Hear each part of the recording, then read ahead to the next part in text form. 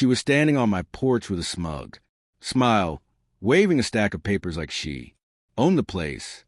"Congratulations," she said loudly, making sure the neighbors could hear. "Your lake cabin is officially on the market. I've already listed it." My chest tightened. I blinked at her, thinking maybe it was some kind of joke. But then she slapped a bright red "for sale" sign into the dirt at the edge of my property like it was her own. "That's not your cabin, too." "So," I said, forcing my voice to stay calm. Karen tilted her head, eyes glittering. "This is an HOA-controlled property, and as president, I can decide what happens to it. You're not maintaining the shoreline.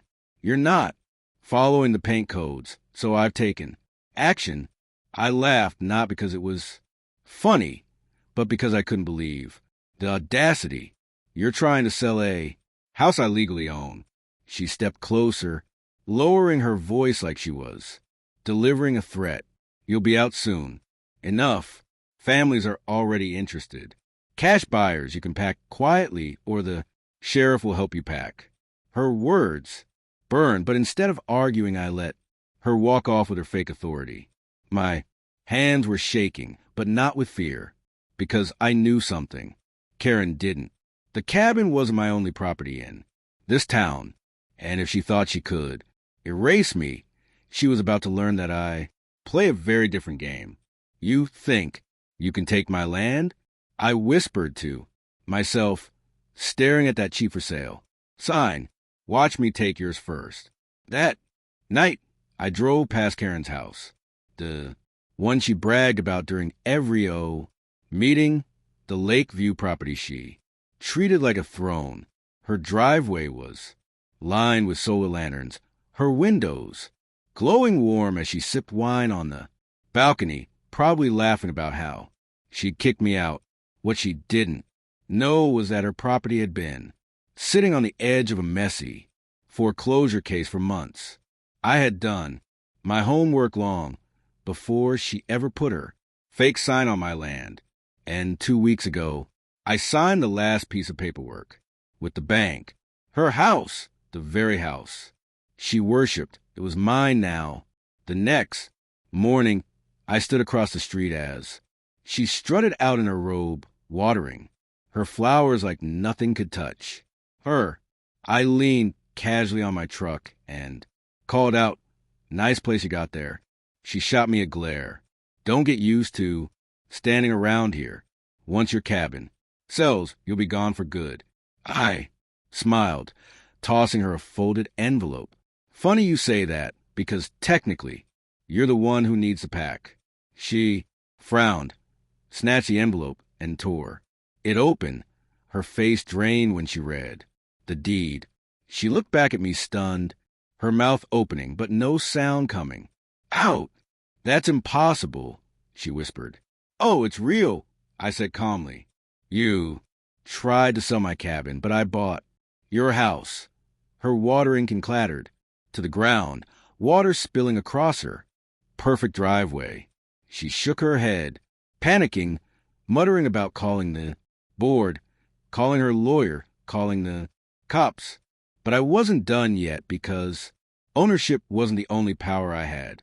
Now I had something better, and it would cut her off from everything she thought she controlled.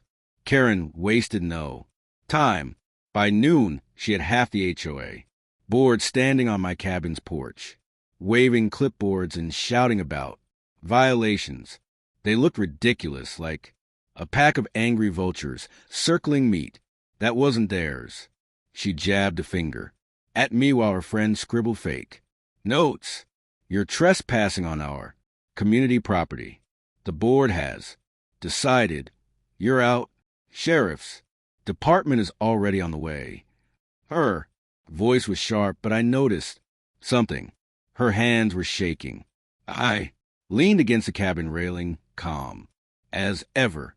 Funny, because if you really called the sheriff, they'll want to know why the new deed to your house has my name on it. The board members exchanged looks. Karen's face turned red and she Snapped. He's lying. He forged it. I pulled out my phone and tapped a few times. The crowd of neighbors that had gathered on the road gasped when I mirrored the county's property website on the big screen of my truck. One bold, undeniable line appeared in black and white.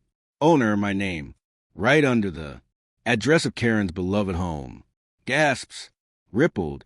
Someone whispered, he owns her place. Another chuckled. Guess the queen just lost her castle. Karen's jaw dropped, but she still fought. That doesn't matter. You still can't block my driveway. I have rights, I smirked. You're right. Everyone deserves access to their property, except you don't have any access now. Her eyes widened as she realized what I meant, because the only road that led to her house, it cut directly through the strip of land I just fenced off that very morning. The sheriff finally pulled up, lights flashing. Karen rushed toward them, waving her arms. Arrest him. He stole my home. He's blocking my property.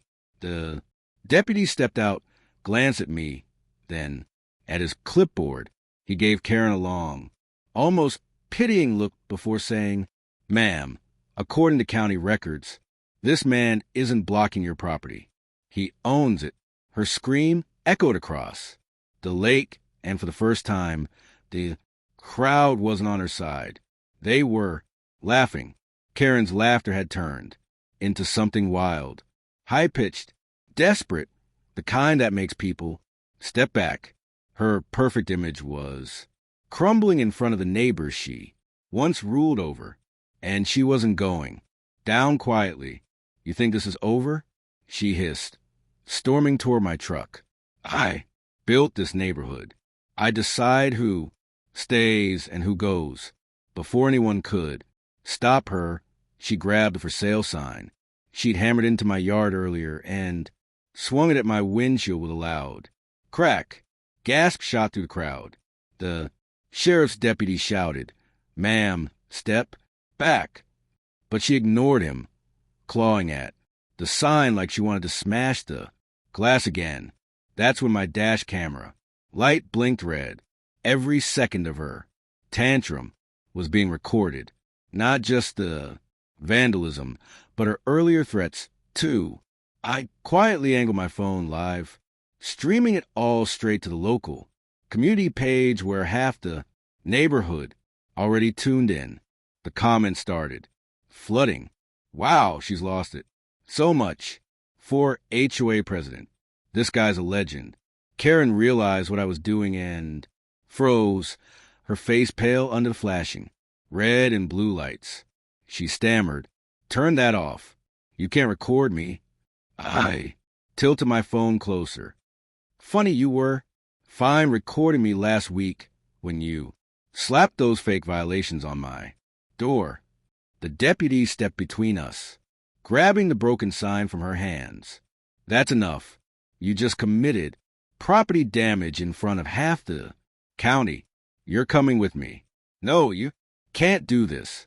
I am the law here. She shrieked, fighting as he pulled her, wrist behind her back. The sight of Karen, once the untouchable queen of the HOA being handcuffed on her own street, sent a shockwave of satisfaction through the crowd. But I wasn't celebrating yet, because while she was being dragged to the cruiser, I knew Karen wasn't finished. People like her never quit, and if she wanted a war, I had an even bigger twist waiting. The very next morning, a thick envelope showed up on my porch. Inside was a stack of legal papers, stamped and official looking. Karen had wasted no time. Even after being arrested, she was trying to fight back. She was suing me to claim fraudulent property, acquisition, harassment, and emotional